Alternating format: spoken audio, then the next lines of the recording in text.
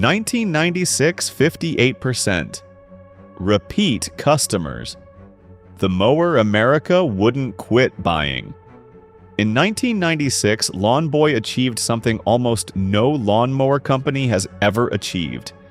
Nearly 60% of Lawn Boy buyers had already owned a Lawn Boy before. Think about that for a moment. Most people don't feel loyalty toward a lawnmower. They buy whatever is available, whatever is affordable, whatever gets the job done. But Lawn Boy was different. Customers didn't just buy Lawn Boys, they came back for them. Again and again and again. For decades, these lightweight green machines were a fixture of suburban America. They started easily. They weighed less than most competitors, they cut grass quickly, and many owners claim they seemed almost impossible to kill. Then something strange happened. The mower that helped define an era of American lawn care began disappearing. Not because customers suddenly hated it, not because a better machine came along overnight, and not because the company forgot how to build it. The real reason involves suburban America, environmental regulations, corporate acquisitions, and one engine design that became both Lawn Boy's greatest strength and its greatest weakness. Suburban America regulations, corporate acquisitions, the two-stroke engine. This is the story of the two-stroke mower that changed America and then vanished. Post-war America, the suburban boom. To understand Lawn Boy, you first have to understand America after World War II. Millions of soldiers returned home. New neighborhoods appeared across the country. Suburbs expanded at an unprecedented pace. And with those new homes came something that would become a symbol of the American dream. The lawn. A neatly maintained lawn wasn't just grass, it was status, responsibility, pride.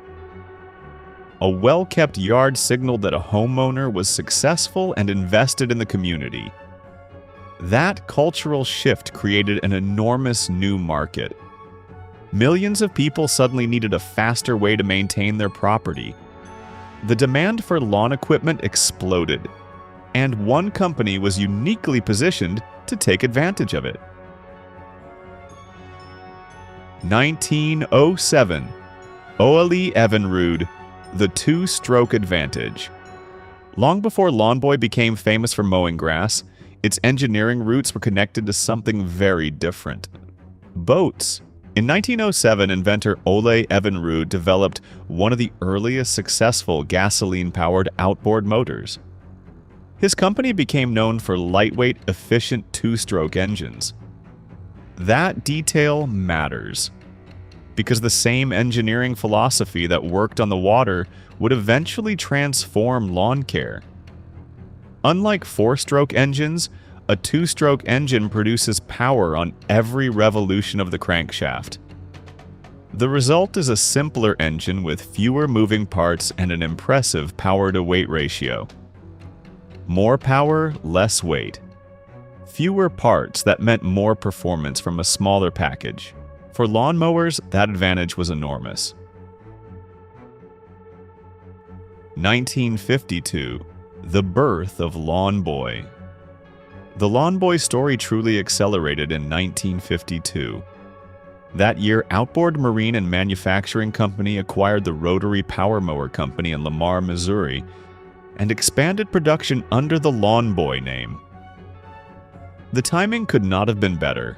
America's suburbs were growing, demand was exploding, and Lawn Boy offered something many competitors struggled to match: lightweight rotary mowers powered by compact two-stroke engines.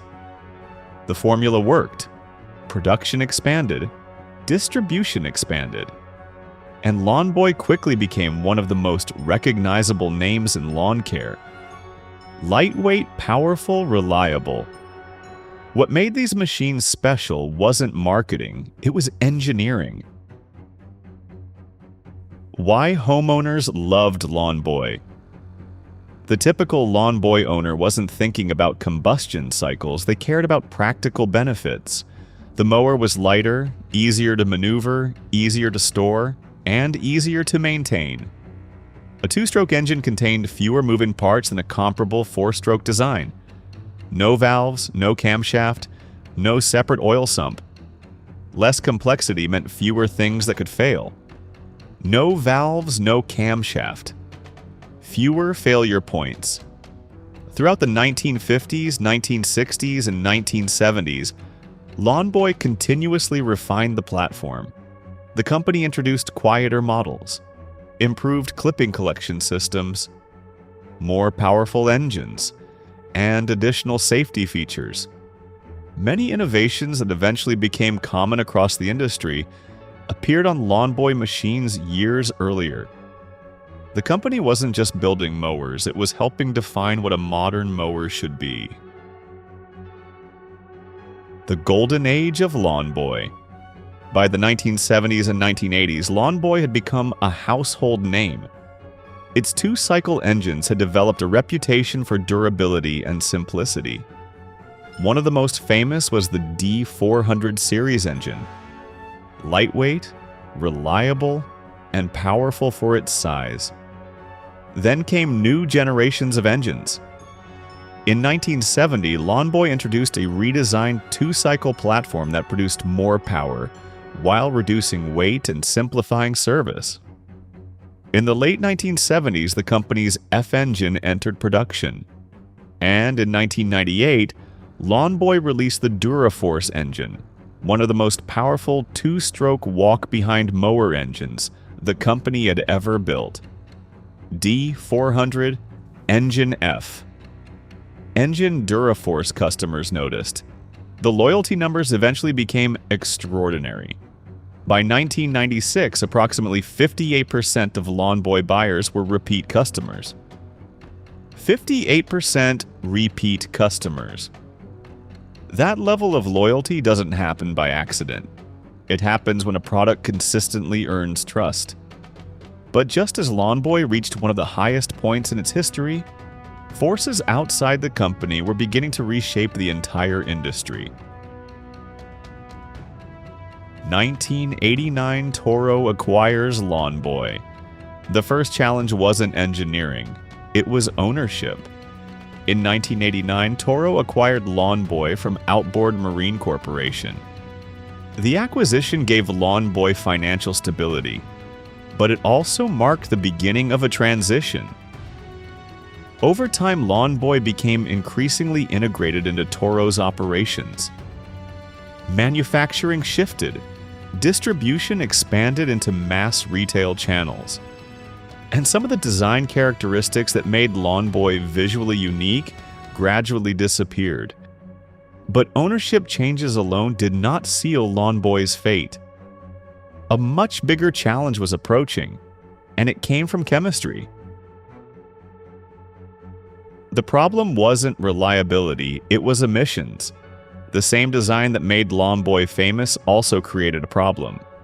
Traditional two-stroke engines are efficient in terms of power and weight, but they are less efficient when it comes to emissions.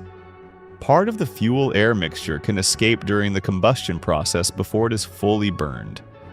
As environmental standards became stricter during the late 1990s and 2000s, manufacturers faced increasing pressure to reduce emissions.